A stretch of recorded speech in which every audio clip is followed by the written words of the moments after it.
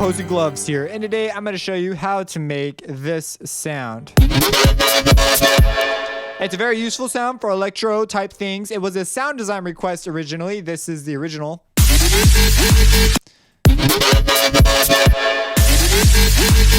So you can see I'm like there's a couple things that aren't quite nailed, like timbre. The rhythm took me freaking forever to figure out. I don't know why it took me so long to figure out the rhythm. This stuff is really touchy. And I tried to do a little bit of similar kick stuff that he does, and he has a sub drop on here.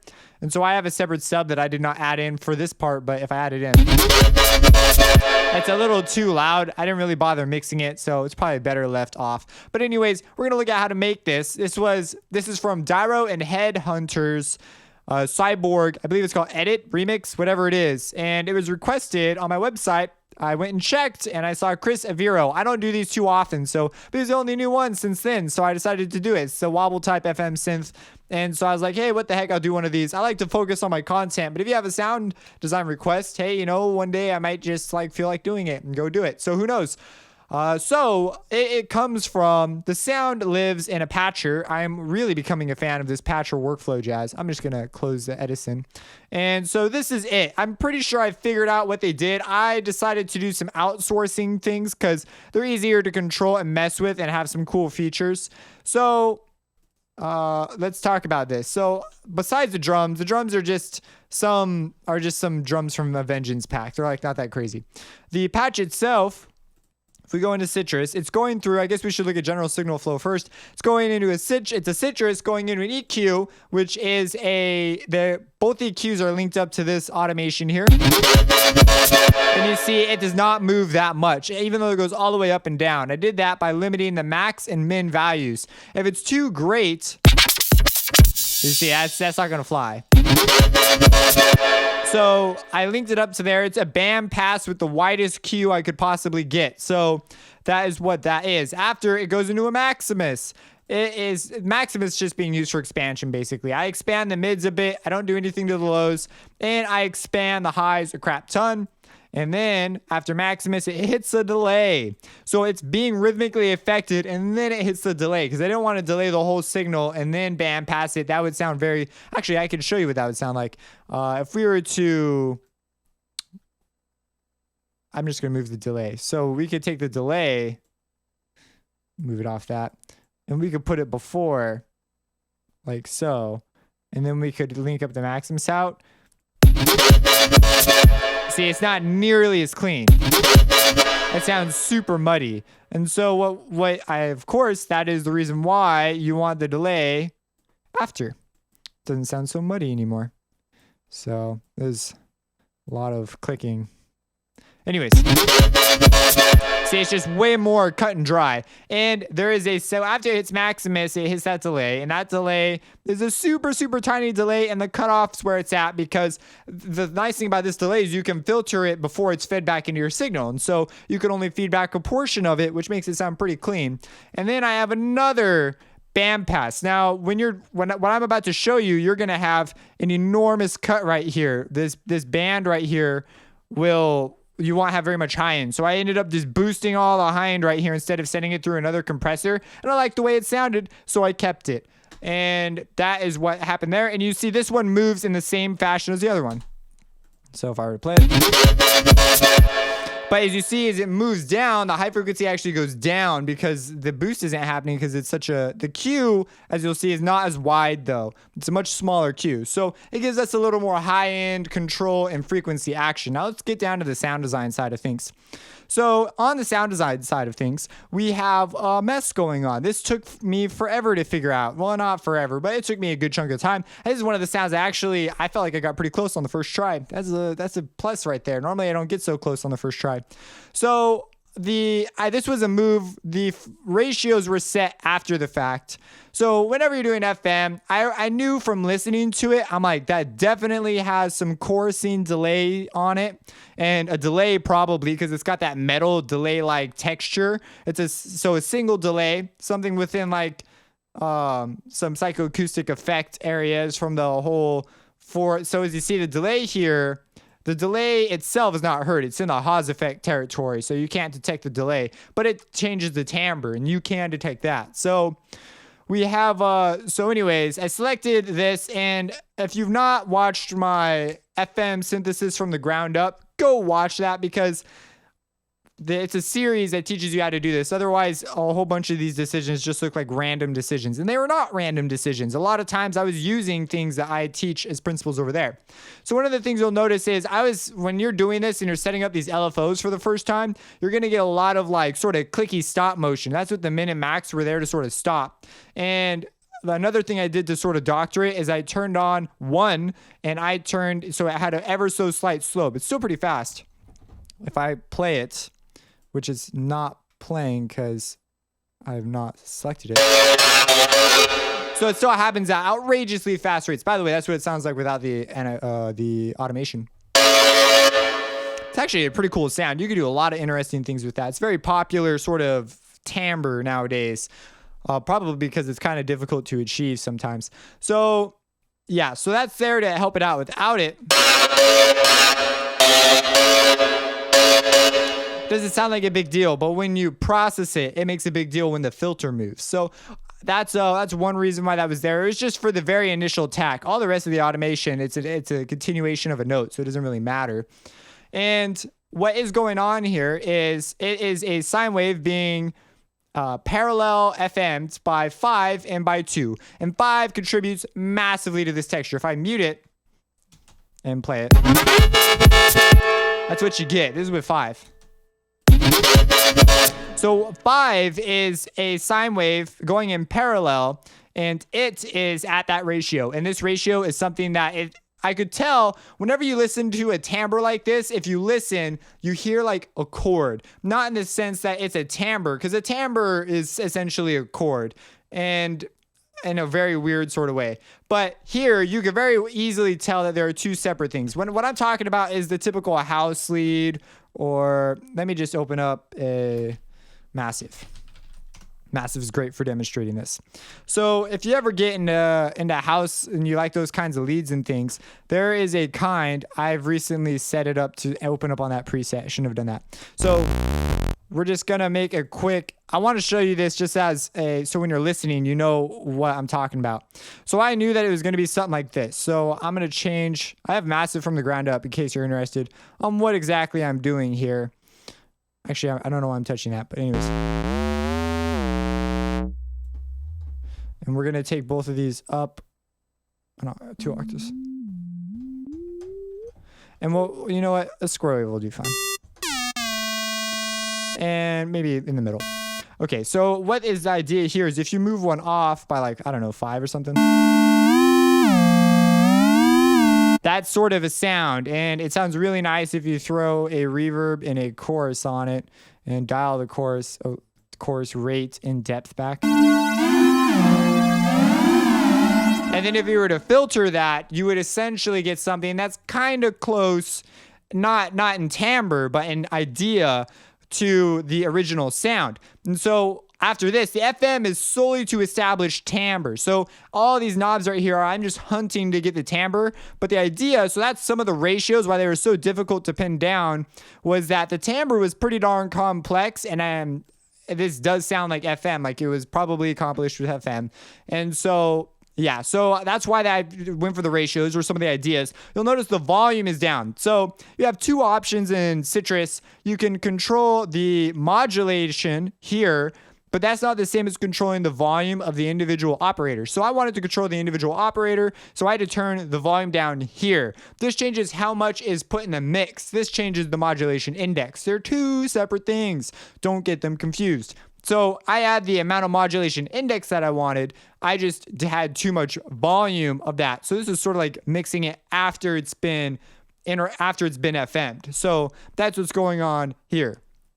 Now, you might, okay, observe. This essentially sets as a limit. It's kind of controls the same thing.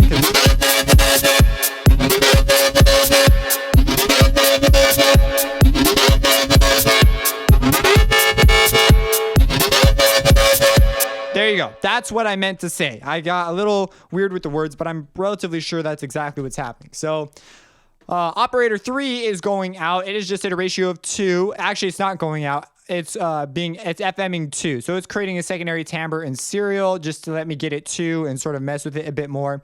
I settled on 8 for these guys. Originally they were at like 2, but listen to them when they're at 2.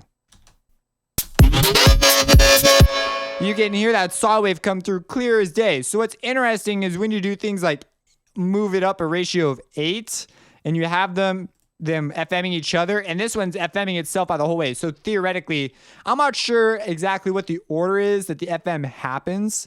That's sort of a really important thing now that I think about it. It's kind of important to know what's hitting what before it hits each other or where it gets summed. I've never really thought about those aspects. It's not usually that necessary, but I bet you could come up with some really crazy patches if you had access to that level.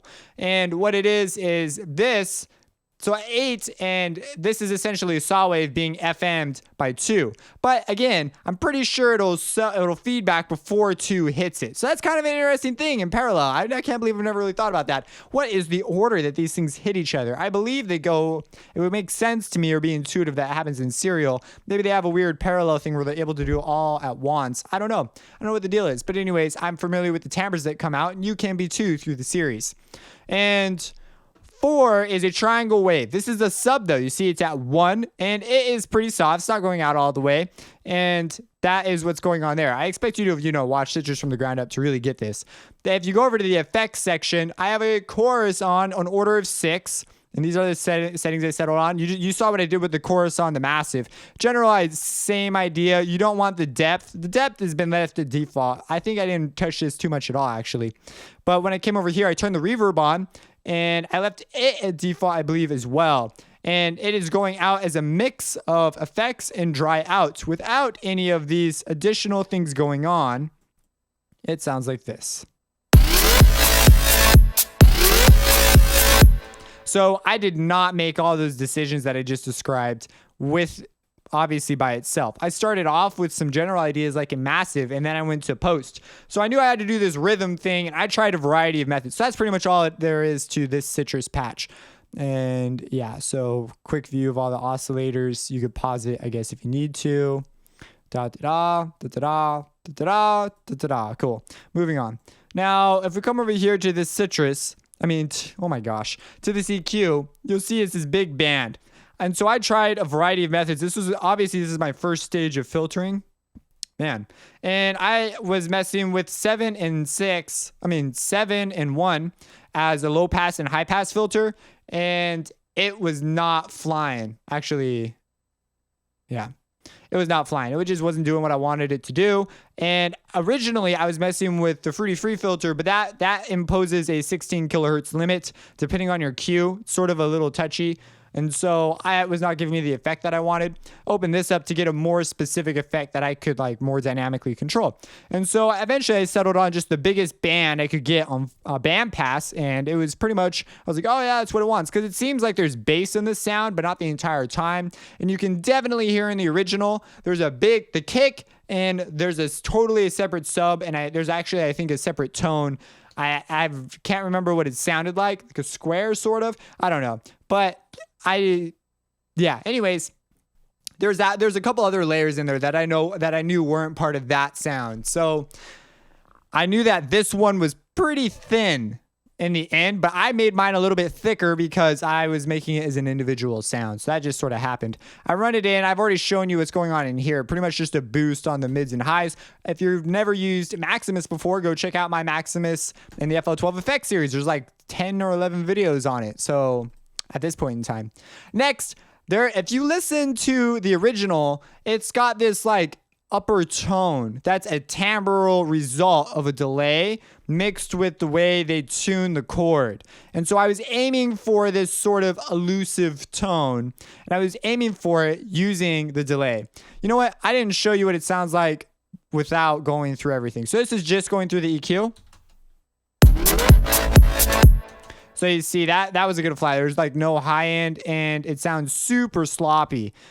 And so I was like, oh, what am I going to do? So I ran it through Maximus to fix the high end. So now I've sort of got high end, but my timbre is all over the map. That wasn't the timbre I was listening to because this patch developed and developed and developed as I was messing with these things. So you see this delay though, let's get rid of that and just go through the delay. So you hear that tone that now emerges that wasn't there before. Before, it sounded like this. It's missing that middle tone. And so once you mess enough with the delays, you begin to realize the effects that these can have on your overtone structure. So that's like really mega important, that delay. It causes a comb filtering effect. Technically, this is a flanger, basically is what it is. I'm using it to create a flanger. A flanger is just a delay in time. Now, typical flangers will LFO and will move the signal back and forth. This is just a basic one where it just applies a phase offset, which causes a comb filtering of unusual summing with your signal, which is exactly what we wanted. You can mess with the time and get a huge variety of textures out of this, just as you can mess with pretty much every knob and button in here and change a ton of timbre about it.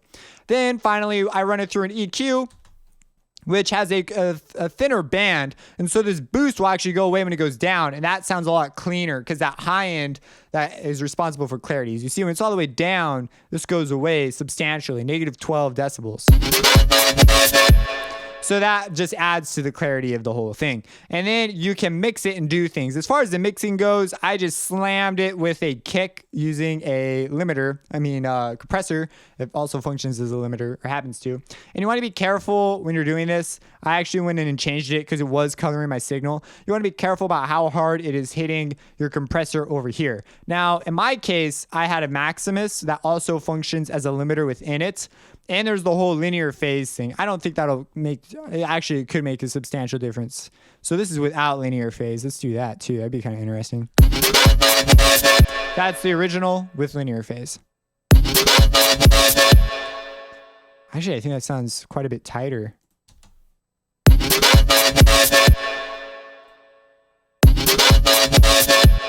I think that sounds tighter. It's not going to be a big difference. Go watch my Maximus from the ground up. Actually, it could be a huge difference on an individual sound like this because the fundamental could shift, causing everything to change.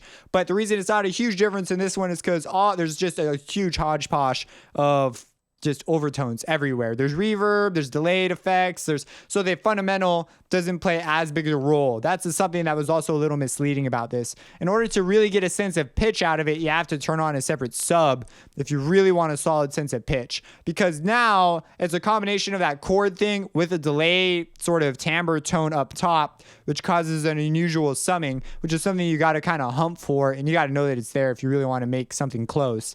And so that's what's going on there. Then let's talk about the notes themselves. So you'll notice that theirs just kind of goes blah, blah, blah, blah, blah, blah, blah, and there's like no low end at all. It just goes into that. I suspect they just EQ'd it after they low cut it. Sounds a little bit cleaner. Just tidy up those frequencies. But in order to get this is the one I settled on. I tried a variety of pitches. You can. So I went from a G1 to an A2. And the G1 is pulled out to this length and it rises up to that pitch. Let me turn off that sub because that's like way too loud. So that's what's going on there. You can try different pitches.